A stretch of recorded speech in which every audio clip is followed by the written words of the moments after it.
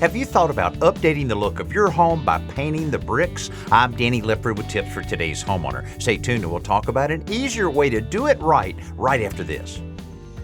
Temperatures are warming up, but we're making it easy for you to chill out with our Today's Homeowner Beat the Heat giveaway.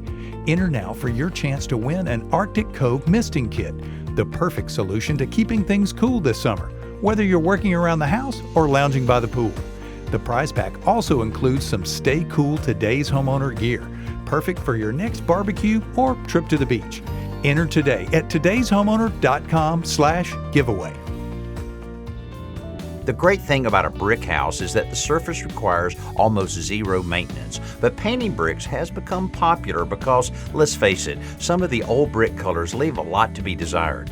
This job used to require a masonry primer and multiple coats of latex paint. That's a lot of work, and the coating sealed moisture inside the bricks, which could only escape into the house. Mineral paint is a much easier option that still allows the bricks to breathe.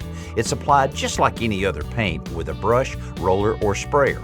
Another advantage of mineral paint is that rather than creating a plastic film over the bricks that might peel over time, the minerals bond with the masonry to form a hard, long-lasting finish. I'm Danny Lipford with tips for today's homeowner.